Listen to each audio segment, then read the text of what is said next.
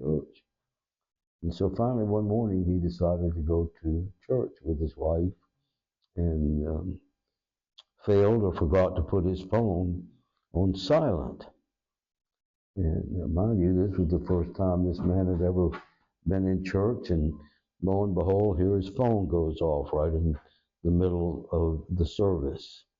And he's frantically struggling, trying to get it turned off. And after church, oh my goodness, he came under the most fierce. How could you forget to turn your phone off? From his wife, just all the way home, all the way home. And even before he left the church, the pastor scolded him about, next time you come to church, brother, make sure you have your phone turned off. And then even some of the women began to talk about it and gossip about it. Well, the man felt so bad, he decided that it would be a good idea to stop by the local bar on the way home and have a drink to kind of relax and chill out. And by this time, he was just a nervous wreck. And when the bartender poured his shot of whiskey, his little hands were shaking. He just dropped it and spilt it all over the place. And now he's doubly embarrassed, right? And the waitress, the bartender says, don't worry about it, honey. It's fine. We all make mistakes. Not a problem. Don't even worry about it. And lo and behold, the next guy sitting next to him said, well, brother, I'll buy you another drink. And they just welcomed him there in spite of his big mess and mistake. Well, you know, the fellow never went back to the church again, but he never left that bar. Because they made him feel at home and he made him feel okay. And I'd like to think that's the way it is within and among our family and our fellowship. Tomorrow, or so the sign on my bank says, going to be closed for a federal holiday called Columbus Day. And all across America, government, state, local, mail, banks, financial institutions are all closed in a day that commemorates Christopher Columbus's arrival and discovery of the Americas in 1492. Some of the backstory behind Columbus Day is that it was first celebrated and established by Italian immigrants in the 1800s through the influence and the persuasion of the Knights of Columbus in order to gain recognition for Italian American immigrants facing a lot of discrimination, which I can attest to its validity because I can remember my Italian grandparents speaking about this. And Columbus Day was finally established and declared a national holiday in 1936 by then President Franklin Delano Roosevelt.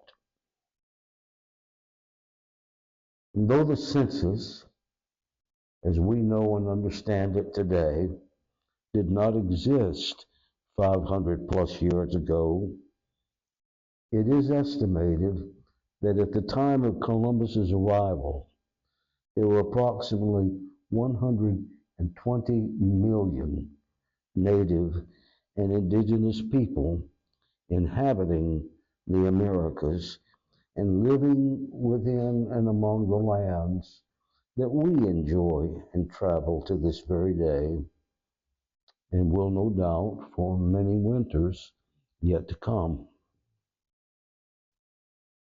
Only 400 years later, at the turn of the 20th century, excuse me,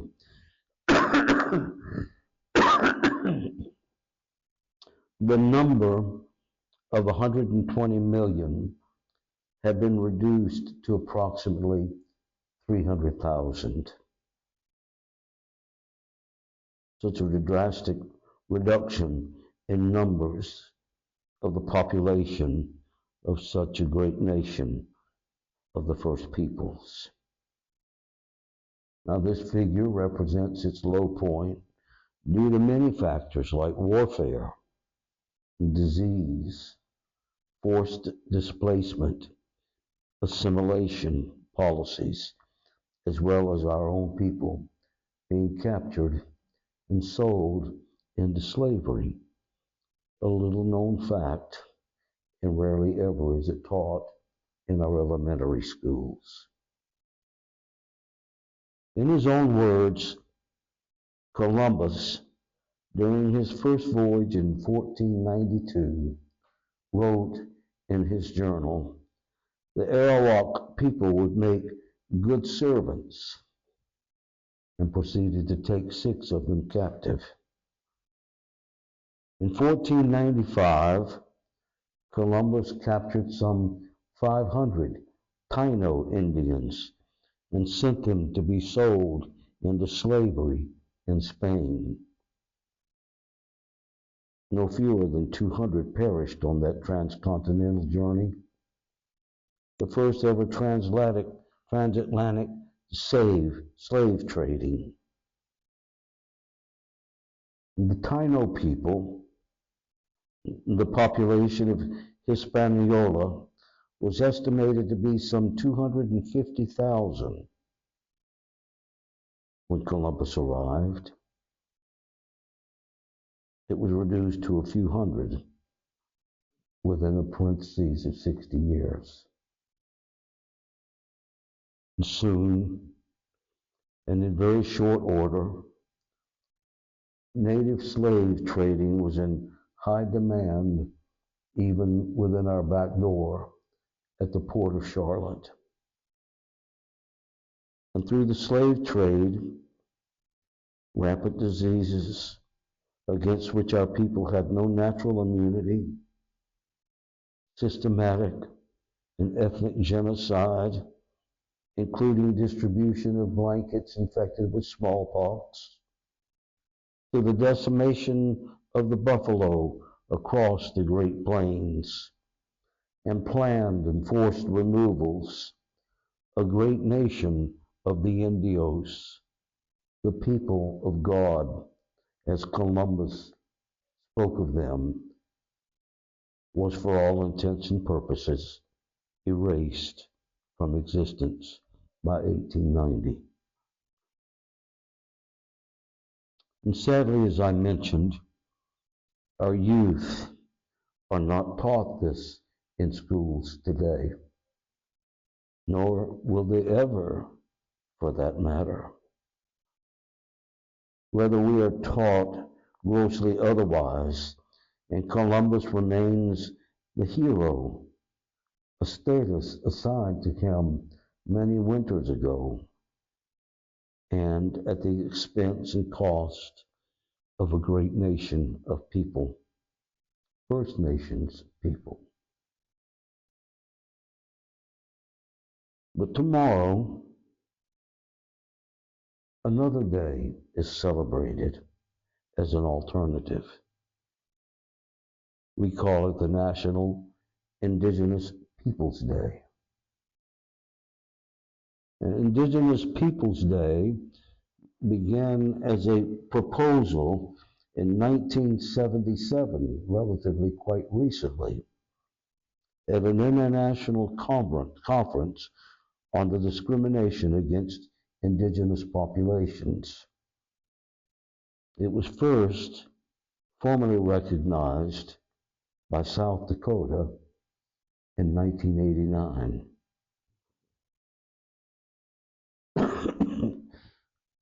The movement gained momentum, with Berkeley, California becoming the first city to observe Indigenous Peoples Day in 1992. And then President Biden issued the first official presidential proclamation recognizing National Indigenous Peoples Day in 2021, finally and at last recognizing its occurrence on the same day is Columbus Day. It is on this day, National Indigenous Peoples Day, that I and we must reflect on the real reasons why we and this church is here. It is to usher in the fulfillment and the manifestation of the seventh generation prophecy of Crazy Horse. We speak of it often, and I have told it many, many times, but it bears repeating today on the eve of National Indigenous Peoples Day, in hopes that it will linger through tomorrow and beyond as the days of its manifestation is upon us and rest within our hands. We know it well. Only 4 days prior to his murder, Crazy Horse was with the great Sioux warrior Sitting Bull. The Crazy Horse had been pursued by the U.S. Army, most notably through and by the 7th Cavalry, for several years now, since the Battle of Little Bighorn, in which an entire division of the 7th Cavalry, under the command of General George Custer, was wiped out. They called it a massacre. We called it a battle. Crazy Horse, under the wise counsel of Sitting Bull, agreed to surrender. And in his final days, he sat and he prayed and sought counsel from Sitting Bull. It was in this lodge that Crazy Horse had a vision, one which would become known as the seventh generation prophecy. We all know it well. Upon suffering beyond suffering, the Red Nation will rise again. And it shall be a blessing for a sick world, a world filled with broken promises and selfishness and separations, a world longing for the light again, a world not so unlike that, the one in which we live and exist today. Crazy Horse said, I see a time of 7 generations where all of the colors of mankind will gather under the sacred tree of life, and the whole earth will become one circle again. In that day, he said, there will be those among our people who carry knowledge and understanding and unity among all living things. And the young ones will come to those of my people and ask for this wisdom. I salute the light that is within your eyes, where the whole universe dwells. For when you are at that center within you and I within me, then we shall be as one. This then, to me, raises a relevant and important question.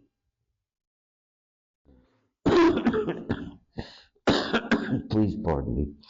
Crazy Horse noted that in that day there will be those among the indigenous elders who carry wisdom and knowledge and harmony of all living things, and that the Red Nation will rise again to a place of prominence and recognition.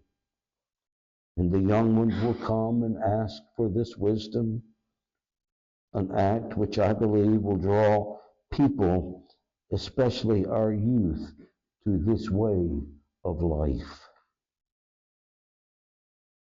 The question then is this: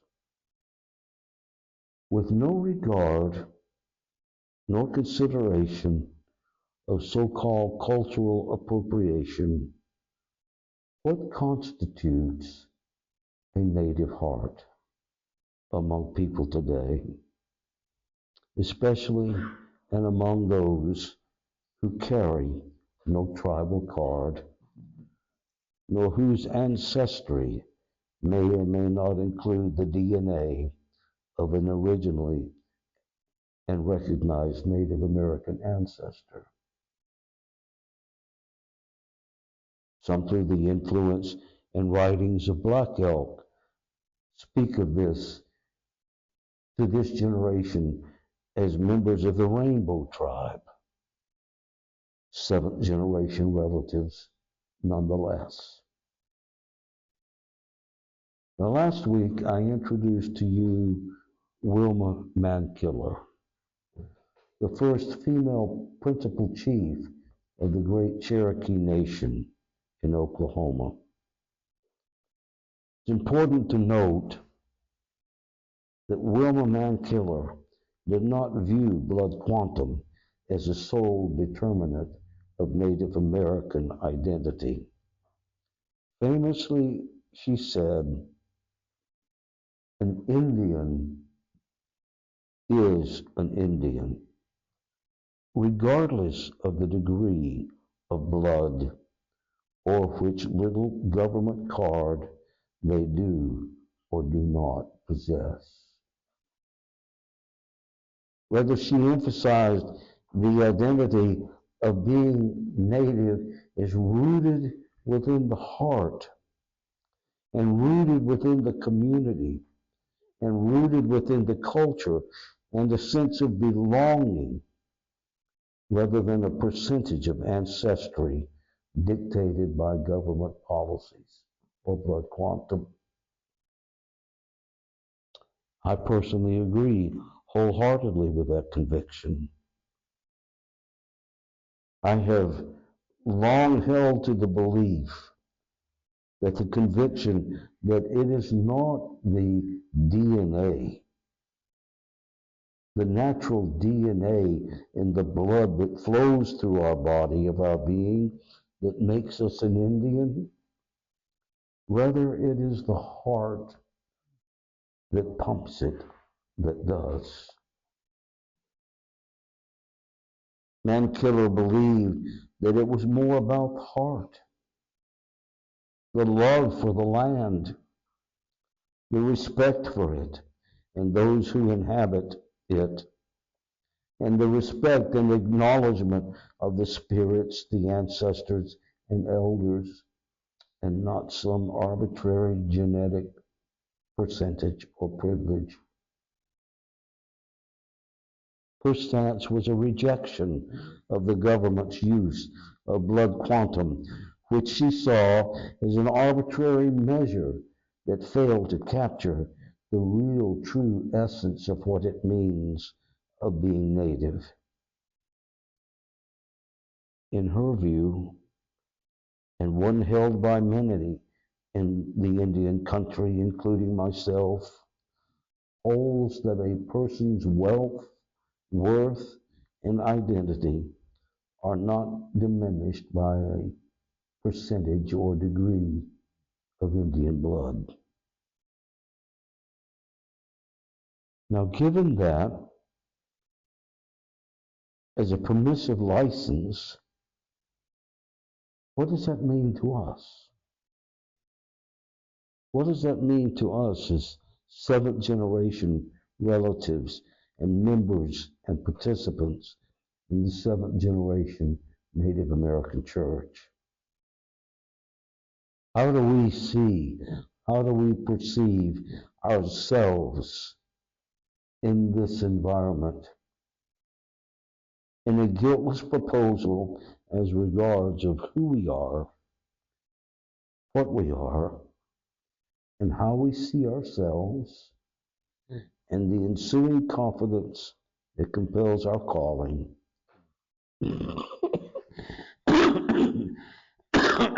Our prophetic destiny and our understanding of ourselves as a people whose heart leans towards our elders and ancestral vision of being Native American? Can we step into the greatness of our calling? Can and will we be the instruments of change and transformation that Crazy Horse foresaw so many winters ago and prophesied over us? And that's a question. And at this point, my notes say, open this to discussion. How do you see yourself, given what we've spoken about, as being, at least and especially in your heart, a person who identifies with this native way of life? What does that mean to you? What freedom does it give to you?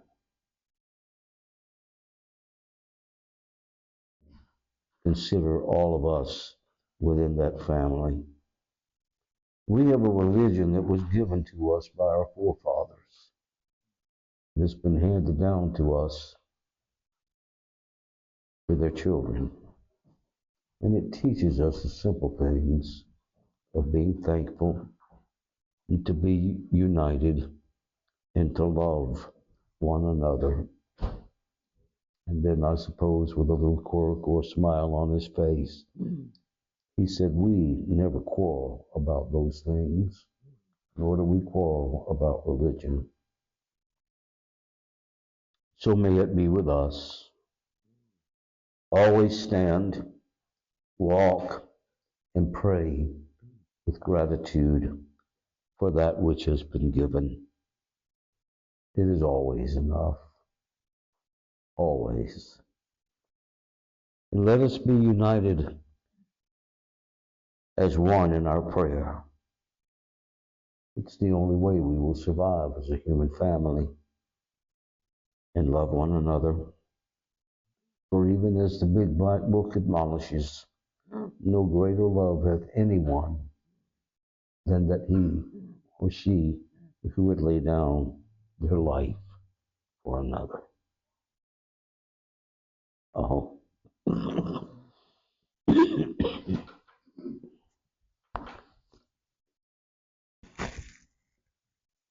We come now to our time at the altar for prayer. Jim, this is a little different, I suppose, than maybe many altars you may have come to, where we have different sacraments that we use for our prayer time and for our ceremonies. Here we have fragrant holy water, which connects us through its essence and through its fragrance to the sacred Mother Earth.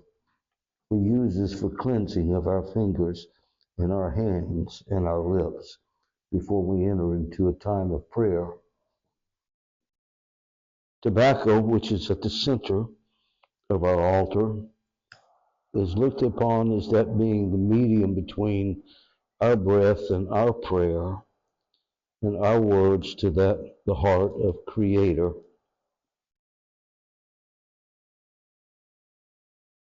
We begin our prayer, yes, by cleansing ourselves and by recognizing that there may be some things today that are just time to put into the fire.